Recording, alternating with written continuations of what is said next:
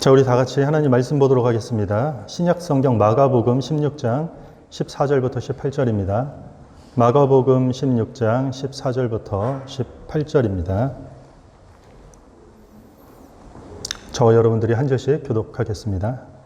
그 후에 11 제자가 음식을 먹을 때에 예수께서 그들에게 나타나사 그들의 믿음 없는 것과 마음이 완악한 것을 꾸짖으시니 이는 자기가 살아난 것을 본 자들의 말을 믿지 아니함일러라.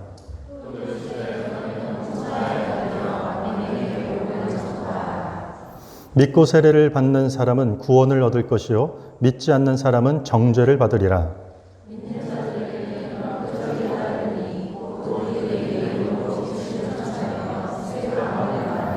함께 읽습니다. 뱀을 집어 올리며 무슨 독을 마실지라도 해를 받지 아니하며 병든 사람에게 손을 얹은즉 나으리라 하시더라. 아멘. 자, 오늘 말씀 제목은 신앙의 깊이라는 주제로 하나님 말씀을 증거하도록 하겠습니다. 몇 년 전에 미국의 켄터키주의 한 교회에서 제이키 쿠츠라는 목사님에게 일어난 한 사건입니다. 예배 시간에 특이하게 이분은 뱀을 들고 나와서 흔히 말하는 스네이크 핸들링, 그러니까 뱀을 막 다루는 이런 기교한 묘기 아닌 묘기를 예배 시간에 선보였다고 합니다. 문제는 그 뱀이 맹독성을 가진 독사라는 사실입니다. 그전에는 어땠는지 모르겠지만 이날은 운이 좋지 않았는지 예배 중에 독사에게 물리고 만 것입니다. 예배에 참석한 성도들 중에 경찰에 신고하고 급하게 경찰과 911에서 출동해 왔는데 병원에 빨리 이송하자라는 그 말에 이 목사님이 거절했어요. 괜찮을 것이다. 괜찮을 것이다. 버티는 가운데 온몸에 독이 퍼지고 결국은 그 자리에서 사망하게 된 사건입니다. 교회에서 이런 어처구니 없는 사건이 일어난 이유 중에 하나가 성경 말씀의 구절을 잘 믿고 따랐기 때문입니다.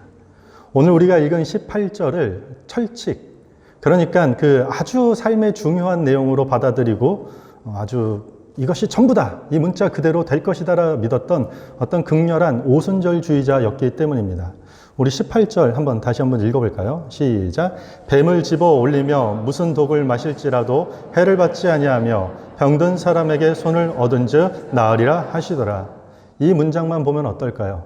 우리가 하나님 말씀을 주의 말씀으로 받아들이고 아멘하는 자들에게 그래, 뱀을 집어 올리고 독을 마실지라도 우리가 해야지 않겠구나, 하나님이 보호하시겠구나, 이 목사님도 그것을 믿었다라는 것이에요. 뱀에게 물려도 해를 받지 않는다고 기록된 성경에 이 말씀을 믿었기 때문에 독사를 들고 예배 시간에 선을 보이다가 물려 죽는 이런 기이한 사건이 실제로 있었다는 것입니다. 성령을 통한 복음 전파에는 이런 기적과 이런 이적들이 반드시 일어나야 된다는 것을 강조하는 사람들이 있어요. 교회 가운데. 예수를 믿으면 어떤 이런 이적들과 신비한 일들이 반드시 일어나야 돼. 왜냐하면 성경에서도 예수님 시대 당시에서도 이런 일이 일어났기 때문에 반드시 그것이 일어난다야 된다고 강조하는 사람들이 있습니다. 오늘 본문에 따르면 귀신을 쫓고 그리고 방언을 하고 뱀을 집어 올리거나 독을 마셔도 아무렇지도 않고 손을 대기만 하면 병이 나아지는 이런 병고침의 현상들, 이런 것들을 강조하는 사람들을 우리는 신사도 운동이라고요. 여기서 말하는 신사도는 새로운 사도들이에요. 과거 예수님 당시 예수님의 제자들을 비롯한 이 사도들이 아니라 새로운 사도들이 등장했다. 그들을 통해서 병고침이 있고 그들을 통해서 귀신이 쫓아내지고 그들을 통해 하는 일이 있다는 거예요. 신사도 운동이라고 합니다. 그리고 이걸 총칭해서 이 점체 이런 전부 이런 류의 신앙인들을 은사주의자라고 합니다. 은사주의자. 이런 극단적인 은사주의자들은 이런 기이한 기적과 같은 이적들이 일어나지 않는 사람은 참 믿음을 소유한 사람이 아니라고 오히려 비난합니다. 그들이 보기에는 저희가 드리는 이런 예배 시간에 막 방언을 하고 병고침이 귀신이 쫓아나는 이런 역사가 없으면 이것은 참된 예배가 아니라고 저희를 비난하기도 한다는 것이요. 오늘 말씀에 의하면 귀신을 쫓고 방언을 하고 뱀을 집어 올리거나 독을 마셔도 아무렇지도 않고 병을 치유하게 되는 것이 성경에서 도대체 어떤 의미인지 그 전체를 보지 못하고 한 문장, 한 단어만 보면서 적용했기 때문입니다. 서점에 가면 가끔 기독교를 비판하는 책들이 있어요. 예전에 하나님의 거짓말이라고 나왔는데 다시 개정판인데 제목이 바뀌었더라고요. 성경의 거짓말이란 책이 있습니다. 미국에서 쓰여진 책인데 한국 분이 번역을 한 책이에요. 내용인즉 이것이에요. 이게 교회를 향한 비판의 책이죠. 기도해도 응답받지 못한다. 나 교회 다녀봤는데 기도해도 응답받지 못해. 그리고 하나님은 팔, 다리가 없는 장애인들 고쳐주지를 않아. 병 고침을 강조하는 이런 병을 고친다는 자기 자신도 정작 그런 사람들은 병원에 다니고 의료보험에 가입되어 있어. 다 가짜야. 맹신만 강요하는 신앙이라고 이 책이 비판을 하고 있습니다. 그것은 다 허상이고 다 거짓이라고 비판하는 책의 내용입니다. 그런데 이런 책에 거짓이라고 말하는 내용을 자세히 보면 사실 실제 성경의 핵심 가치는 하나도 없어요. 그러니까 저희가 성경의 가치가 무엇인지 가르치고 그것을 따르는 이런 핵심 가치가 하나도 없다라는 것이요. 아까 말씀드렸던 신사도 운동이나 아니면 은사주의자들이 주장하는 내용을 가지고 비판하는 내용이라는 것이요. 그러니까 신앙에 이적과 기적이 반드시 동반되어야만 한다는 식의 그런 그릇된 신앙의 형태를 기독교 신앙의 전체고 그게 기독교 신앙의 전부인 것처럼 오해하고 비판한다는 것이에요. 말귀를 못 알아듣는 사람들의 특징이 있어요. 우리 말귀 못 알아듣는 사람 주변에 있습니다. 특징이 뭐냐면 말의 전체를 이해하지 않고 말 한마디, 그냥 한 문장 뭐 이것만 뽑아서 이야기하는 것이에요. 그래서 얘기한 사람의 그 전체가 다 뒤틀려져요. 그 한마디, 그 한 단어에 꽂혀서 내용 전체를 알아야 하는데 다 잘라내버리기 때문이라는 것이죠. 성경도 마찬가지예요. 한마디로 전체를 보지 못하고 부분만 보기 때문에 이런 기이한 현상이 일어난다는 것이에요. 실제 성경에 보면은 예수님의 이름으로 기도하면 병이 낫는 장면이 실제 여러 차례 등장하고 있습니다. 뿐만 아니라 안증뱅이, 그리고 문둥병, 태어날 때부터 맹인과 같은 이런 불치병도 성경에서는 치유가 되고 회복이 되고 심지어 죽은 사람이 살아나는 장면도 성경에 등장하고 있습니다. 사실 우리가 던져야 될 질문은 성경에서 왜 이런 일들이 등장하는지 전체를 봐야 되는데 이 전체를 보지 않고 이런 내용만 부분적으로 붙잡고 이것만 강조하고 맹신하는 사람들이 여전히 교회와 이 세상 가운데 많다라는 것이요. 똑같은 하나님을 믿고 똑같은 그리스도인이라고 이야기하는데 너무나도 좁혀질 수 없는 간격을 가지고 있는 기독교인들이 의외로 많다라는 것이에요. 오늘날 현대 교회에서도 방언을 하고 남의 방언을 통변하는 사람들이 있습니다. 흔히 랄랄라 방언이라고 하죠. 랄랄랄라라고 이렇게 방언을 하는데 통변의 은사를 받은 사람들 여러 명을 모아두어서 똑같은 내용으로 통역을 하게 되면 아마 온 세상이 이것을 믿을 것입니다.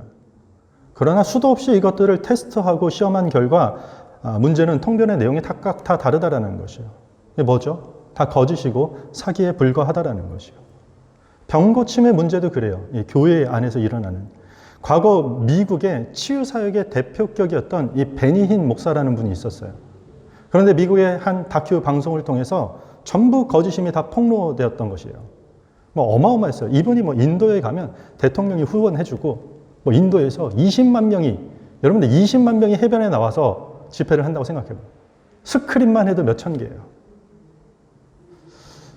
그런데 이 병고침, 이런 집회에서 병고침을 받았다는 사람들을 추적해보니 집회가 끝나고 얼마 지나지 않아 다시 아프다고 호소하는 것입니다. 뿐만 아니라 아픈 어깨가 어제까지만 해도 팔이 여기까지밖에 안 올라왔는데 그 집회 왔더니 여기까지 올라가고 막 잘 돌아간다는 것이죠. 두통이 있었는데 두통이 사라지고 내가 정신질환, 헛것을 보고 있는데 이런 것들이 다 사라졌다라고 치유됐다라는 사람은 있지만 태어날 때부터 하반신 마비였던가 아니면 태어날 때부터 앞을 보지 못하는 맹인과 같은 불치병은 나은 적이 단 한 번도 없다라는 것이죠. 여러분들 한번 생각해 보세요. 만약에 정말로 하나님이 하시는 일이고 성령이 역사하시는 일이라면 성경에 있었던 사건과 동일하게 간단한 병은 고치기 쉽고 어려운 병은 중증은 못 고친다라는 게 말이 되나요? 그렇지 않아요.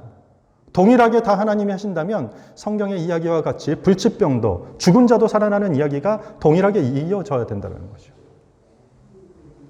오늘 본문을 보면 귀신을 쫓아내고 방언을 말하고 뱀에 물려도 독을 마셔도 아무렇지도 않고 손을 대기만 하면 병이 나아진다라고 지금 예수님이 말씀하고 계시는 것이죠. 그리고 그런 자들에게, 어떤 자들이요? 믿는 자들에게는 이런 표적이 따를 것이라 라고 얘기해요. 이게 중요한 단어예요. 뭐가 따른다고요? 표적이라는 거예요. 표적. 이런 현상이 다 지금 표적이라고 말하고 있어요. 표적은 여기 쓰여진 헬라어로 세메이온이에요. 영어 단어 사인의 어원이에요. 사인. 사인이 뭐예요? 신호, 표시, 하나의 징조라는 것이에요. 만약에 기도하면 항상 다 나을 수 있다. 기도하면 100% 치유받을 수 있고 귀신이 다 쫓아질 것이다라는 것이 우리 신앙의 고백이라면 이건 표적이 아니라 능력이에요. ability예요. 기도하면 항상 다 낫는다면 이거는 권세예요. authority, 권세예요. 그런데 성경은 뭐라고 이야기하냐면 표적이라는 거예요. 하나의 사인이라는 것이에요. 표적은 사인이에요. 상징이고 신호라는 것이에요. 목적이 있을 때만 어떤 것을 알리기 위한 사인으로서 등장했다라는 것이에요. 이스라엘 백성들이 400년 동안 애굽에 노예로 살았던 적이 있어요. 하나님께서 모세라는 선지자를 불러서 그들을 구원하겠다고 하고 모세를 바로 왕 앞에, 파라오죠. 파라오 왕 앞에 보내요. 보낼 때 기이한 일이 하나 일어나죠. 막대기를 뱀으로 바꾸는 일이 일어나요. 뿐만 아니라 피부에 문둥병을 바라게 했다가 다시 치유하게 하는 장면들을 파라오 왕들 앞에 보여줬다는 것이죠. 하나님이 모세를 보내셨다. 그러니까 하나님이 모세를 보내셨다라는 표적이고 사인으로 그런 이적들이 제시되었다는 것이요. 사실 성경에 나오는 모든 기적들의 목적은 하나님의 메시지를 입증해 주기 위한 표적이었다는 것이요. 만약에 병 고치고 귀신을 쫓아내고 뭐 이런 것들이 목적 자체였다면 예수님이 오셔서 모든 병을 다 치유하셔야만 되는 것이요. 모든 인류의 병을 사라지게 하고 모든 귀신들을 쫓아내고 그랬나요? 아주 간헐적으로 특정한 상황 속에서만 예수님이 그 일을 하셨다라는 것이요. 왜요? 이걸 통해 뭔가 알려주시려는 어떤 하나의 표식이고 사인이었다라는 것이요. 한국의 한 문화평론가가 전체라는 단어 알죠? 전부. 전체라는 이 단어, 이 의미에 관한 통찰을 다음과 같이 설명했습니다. 저한테는 이 문장이 아주 울림이 되고 감동이 됐습니다. 깊이란 전체 속에서 부분을 보는 것이고 영혼 속에서 순간을 보는 것이다. 어떤 영역이든 깊이가 있는데 그 깊이는 전체 속에서 한 부분을 보는 것이고 영혼이라는 시간 속에서 순간을 바라보는 것이다. 그것이 깊이라는 것이에요. 우리 신앙의 원리와 동일한 이야기예요. 신앙의 깊이는 전체 속에서 부분을 보는 것이고 영혼 속에서 순간을 보는 것이에요. 이게 신앙의 깊이라는 것이에요. 귀신을 쫓아내고 병 고침만 강조하는 현상은 성경의 전체를 못 보고 부분만 바라보기 때문에 우리 신앙이 아주 위험해지고 기이해지게 되는 것이에요. 한마디로 부분만 바라보게 될 때는 신앙의 깊이가 사라지게 되는 것이죠. 신앙의 깊이가 없다라고 말할 수 있는 것이죠. 조금 더 세게 말하면 그런 믿음은 믿음이 아니다라고 말할 수도 있다라는 것이죠. 실제 역사에 보면 AD 70년, 그러니까 예수님이 오시고 70년이 지난 정도가 되면서 이러한 사도들과 기독교의 이 발음 가운데 기적의 기능은 역사 속에서 거의 사라지게 됩니다. 사도행전 2장에 보면 성령 강림 사건이 있어요. 오순절에 성령이 임한 사건이 있었어요. 이 사건 이후에 기적은 현저하게 줄어든다는 것이요. 문서적으로, 기록적으로 보면. 사도시대 마지막 10년 동안, 그러니까 예수님의 제자들이 활동하던 마지막 10년 동안은 단 한 건의 기적도 역사 속에 기록되어 있지 않다라는 것이요.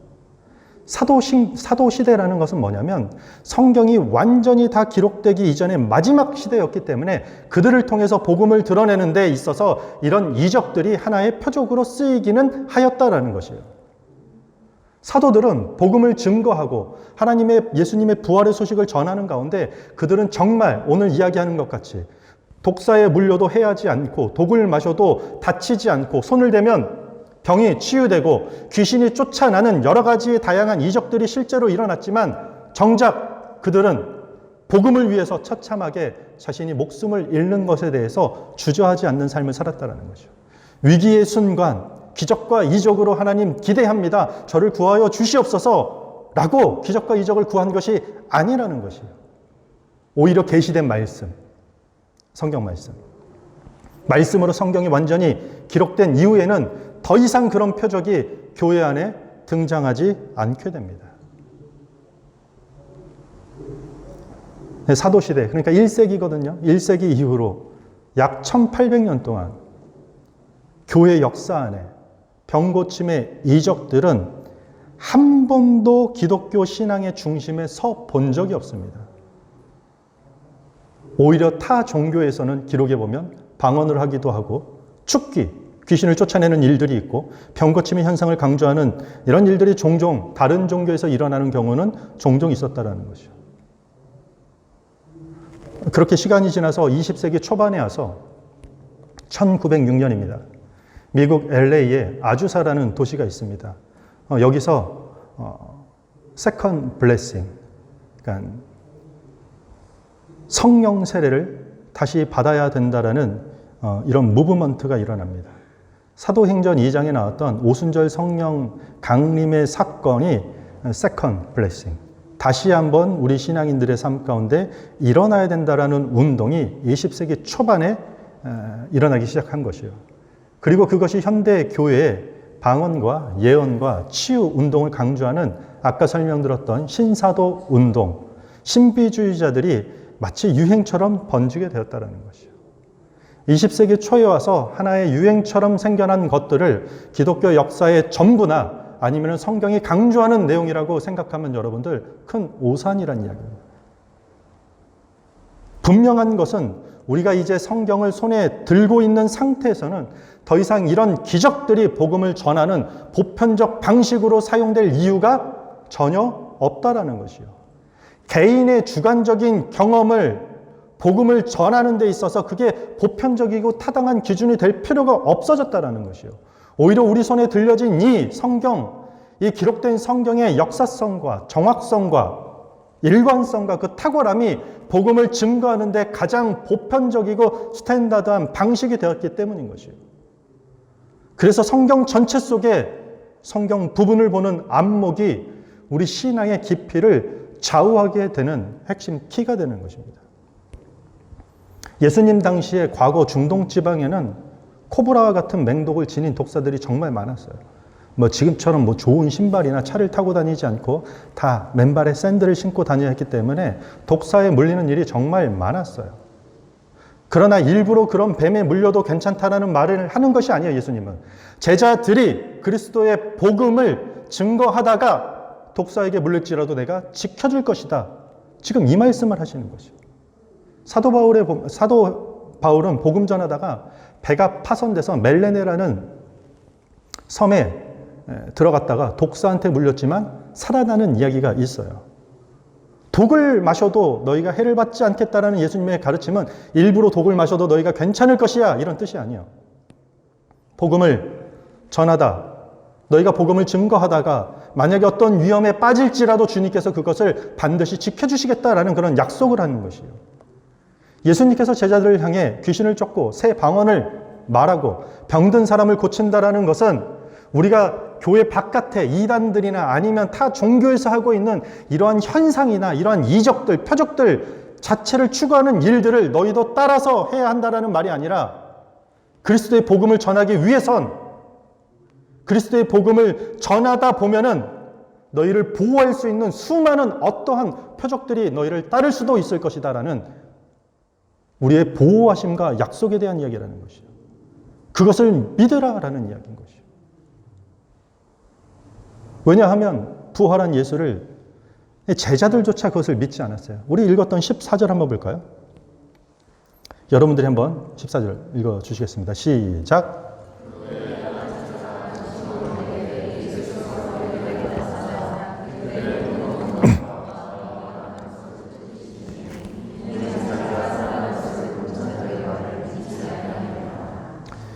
부활하신 예수님을 제자들이 믿지 못했어요. 기적이고 이적이고 이 말도 안 된다고 생각해서 믿지 못했다라는 것이요.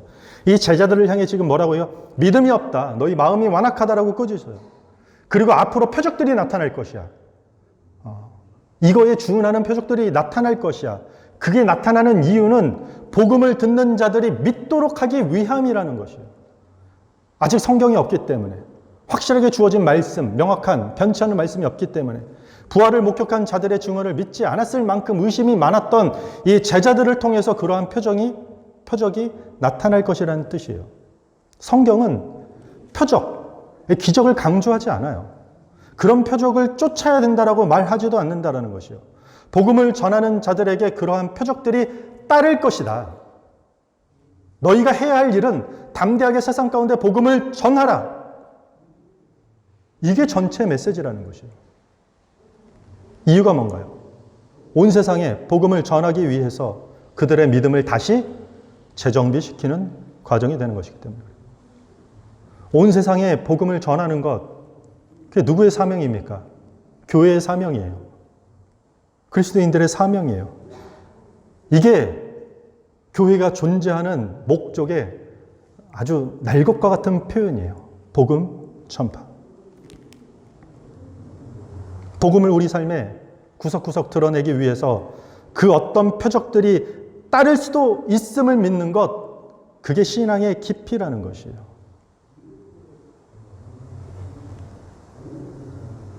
아주 몸이 건조하게 교회 오면 찬양하던 사람의 마음이 어느 순간 그 가사 하나가 가슴에 이렇게 녹아져 내려 들어오는 순간, 그것이 표적이에요. 성경의 내용이 이해도 안 가고 납득이 가지 않았던 사람들의 생각과 마음 속에 어느 날 말씀 한 구절이 가슴 한가운데 파고 들어오는 것, 이것이 표적이라는 것이요. 예배로 시작하고 기도를 시작하고 교회 와서 말씀을 배우기 시작하니까 한마디로 복음에 붙들리기 시작하니까 이기적인 사람이 점점 이타적으로 변해가는 것, 이게 표적이라는 것이에요. 편협함이 어느 순간 너그러움으로 바뀌는 것, 이것이 표적이라는 것이요. 말씀대로 정직하고 신실하게 살아가다가 세상에서 손해를 보다가 이것 때문에 불평과 원망을 내쏟는 것이 아니라 감사로 고백하는 것을 표적이라고 하는 것이요. 그렇다고 여러분들, 하나님은 이제 우리의 병은 고쳐주지 않는구나. 하나님은 마귀 사탄이 우리를 괴롭혀도 쫓아주지 않는다라는 말을 하는 것이 아니에요. 이런 것은 부분이란 얘기예요. 뭐라고요? 하나의 부분이라는 것이요. 복음을 증거하는 전체 속에 따라오는 부분에 불과하다라는 것이요. 그러니 우리가 한 부분을 전체라고 착각하고 그 한 부분을 기독교의 핵심의 전부라고 착각하면은 우리 신앙은 그때부터 이단이 되기 쉬운 길로 접어들게 된다는 것입니다. 하나님의 일을 열심히 한 보상으로 표적이 따르는 것이 아닙니다. 기도해서 병을 고치고 고통을 없애려는 성도들에게 표적은 따를 필요도 없고 그럴 일도 없습니다. 예수님께서는 표적만 구하는 신앙을 두고 예수님은 그것을 오히려 악하고 음란한 세대라고 꾸짖었습니다. 간절하게 기도했는데 하나님 왜 내 병이 낫지 않습니까? 이유는 하나예요. 우리가 표적만 구했기 때문인 것입니다. 마태복음 7장에 보면은 예수님의 이름으로 귀신도 쫓고 기적도 행하고 권능도 행하고 병도 고쳤는데 훗날 마지막 날에 예수님께서 내가 너를 도무지 누군지 모르겠노라 한다라는 것이요. 심판의 날에 하나님께서 모른다 얘기한다라는 것이요. 요한계시록 13장에 보면 그리스도, 기독교를 대적하는 적 그리스도가 나와요. 돕는 거짓 선지자들이 나와서 우상을 만들고 그 우상이 아주 신비하게 말하게 하는 장면이 등장해요. 그리고 마치 적 그리스도가 죽은 것처럼 있다가 다시 살아나는 이 부활의 쇼를 펼친다는 것이에요. 이것들이 다 무슨 말입니까? 부분을 가지고 전체라고 한다면 이것은 예수님께서 악하고 음란한 것이라고 말하는 것이죠. 마지막 날에 하나님 앞에서 심판이 될 것이라는 것이요. 뭐가요? 부분을 가지고 전부라고 주장하게 되면. 적 그리스도, 그리스도를 대적하는 자들의 전형적인 모습이란 뜻이에요. 어떤 것이요? 부분을 가지고 전부를 규정하게 되면.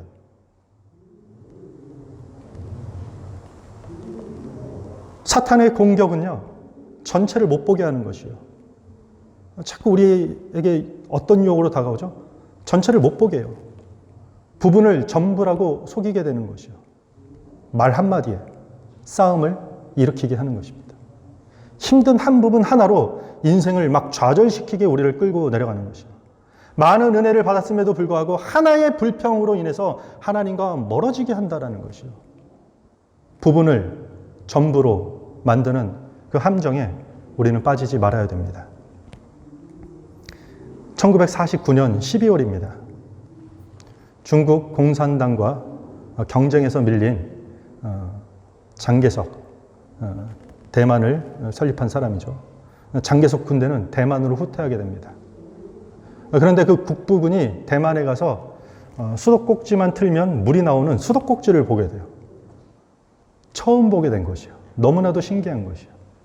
그래서 철물점에 가가지고 수도꼭지를 잔뜩 싸가지고 와가지고 온 벽에다가 막 붙여놓기 시작해요. 그리고 다 수도꼭지를 틀고 물이 나오길 기다리는 것이요. 물이 나와야 안 나와요. 한 방울도 안 나오죠. 분노한 군부대들이 화가 나가지고 철물점에 가서 총질을 하고 난사를 해버려요. 속였다고. 이 얼마나 무식한 일이고 말도 안 되는 사건입니까? 이런 걸 보고 생각의 깊이가 없다라고 말하는 것이요. 부분을 전체로 보았기 때문에 이렇게 어리석은 행동을 하였다는 것이요. 수도꼭지 하나만 달면 물이 나온다라는 어리석은 모습이나 마치 독사에 물려도 살 수 있다고 버티는 것과 기도만 하면 만사 형통되고 기도만 하면 병도 고쳐지고 귀신도 쫓아진다라는 것과 별반 다르지 않다라는 것이요. 왜죠? 부분을 전체로 착각했기 때문이라는 것이요. 삶을 바라보는, 신앙을 바라보는 모든 깊이가 다 사라졌기 때문이라는 것이요. 부분은 소중합니다. 우리가 살아가는 삶의 구석구석의 작은 부분들은 소중해요. 우리가 살아가는 시간 속의 순간순간도 소중해요. 하지만 전체에서 만약 우리가 부분을 보지 못한다면, 우리가 만약에 영원이라는 시간 속에서 그 순간을 보지 못하면 우리는 부분적인 현상만, 일시적인 순간만 쫓게 된다는 것이에요. 온 천하에 다니면서 만민에게 복음을 전파하라는 가장 중요한 온 교회의 전체 사명을 우리는 놓치게 될 수 있다는 것이에요. 그렇다면 오늘 본문에서 쫙 펼쳤을 때 볼드체로 두꺼운 글씨로 막 튀어나와서 보여줘야 될 전체 내용의 핵심은 복음을 전파하라가 되는 것입니다. 창세기부터 계시록까지 성경이 관통하고 있는 예수 그리스도를 통한 복음을 너희가 전파하라. 이것이 핵심 주제가 된다는 것이요. 주님의 제자들이, 이 시대 그리스도인들이, 오늘날 교회가 이것을 놓치면 전체를 놓치는 것이요. 전부를 놓치게 되는 것이요. 교회가 복음을 전파하지 않고 앉아있는 청중들의 비위를 맞춘다거나 사람 만나는, 사람 사귀는 곳으로 전락한다면 교회의 정체성 전체가 파괴되는 것이요. 그때는 그것을 우리는 교회라고 간판을 달고 부르겠지만 하나님은 더 이상 내가 너희를 모른다, 교회라 하지 않을 것입니다. 그리고 하나님을 모르는 세상도 그런 교회를 향해 손가락질하는 것이요. 뭐 저런 교회가 다 있어. 예배를 통해, 기도와 말씀을 통해 복음이 우리 교회와 우리 성도들의 삶의 한복판에 굳게 세워져야 할 것입니다. 말씀을 정리하겠습니다. 우리 신앙의 깊이, 인생의 깊이, 이 깊이가 있는 여러분들이 되기를 바랍니다. 성경을 여러분들 깊이 있게 보시면 참 좋겠습니다. 어떻게 해요? 전체를 보는 눈으로 부분을 보는 것입니다. 우리 이제 수요일부터 수요 성경 공부 시작하거든요. 주제가 신구약 파노라마. 이거 제가 이거 광고하려고 지금 이 주제를 한 건 아닙니다. 전체를 보는 것이요.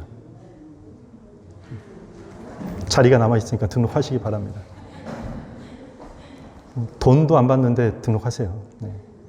그 시간을 통해 여러분들이 성경의 안목이 넓어지기를 기대합니다. 뿐만 아니라 우리의 인생을 여러분들 깊게 바라볼 수 있는 저 여러분들이 됐으면 좋겠습니다. 영원 속에서 순간을 보는 것입니다. 현재를 바르게 보려면요, 과거를 점검하고 미래를 조망할 줄 아는 안목이 있어야 되는 것이죠. 어제 어떤 일이 있었고, 그리고 앞으로 어디로 갈 것인지를 볼 줄 아는 안목이 있어야 오늘 현재 이 순간을 잘 볼 수 있다라는 것입니다. 하나님의 창조가 도대체 무엇이고 성경이 말하는 죄는 어떤 것이기 때문에 하나님과 인간은 이렇게 멀어질 수밖에 없게 되었고 예수 그리스도의 이 구원은 도대체 우리의 삶에 어떤 의미가 있고 구원의 약속을 받은 그리스도인들은 도대체 어떻게 삶을 살아야 되는 것이고 우리 인생이 어디로 와서 어디로 가야 되는지 그 영혼 속에서 오늘을 바라보는 안목이 우리에게 매우 절실히 필요하다는 사실입니다. 전체는 하나님입니다. 온 우주 만물을 창조하신 하나님입니다. 성경은 시작과 동시에 모든 전체는 하나님입니다. 하나님께서 태초에 하나님께서 천지를 창조하십니다. 하나님이 전체라는 것이에요. 그분이 온 우주 만물의 전부라는 것입니다. 그 하나님 속에서 직장이라는 부분, 가정이라는 부분, 일터라는 부분, 관계라는 부분, 교회라는 부분을 우리가 바라보길 바랍니다. 이것이 신앙의 깊이라는 것입니다. 그때 하나님께서는 그 여러분들의 각자의 상황에 맞게 여러분들 각자의 가장 필요하고 적합한 표적들을 일으킬 것입니다. 눈에 보이는 선명한 표적이 될 수도 있고 눈에 보이지 않지만 마음의 감동으로 올 수도 있고 저는 알지 못해요. 그러나 오늘 말씀에 대입하면 여러분들이 처한 환경에 가장 적합한 표적들을 따르게 하실 것입니다. 그것이 복음을 전파하는 하나의 과정이 되기 때문입니다.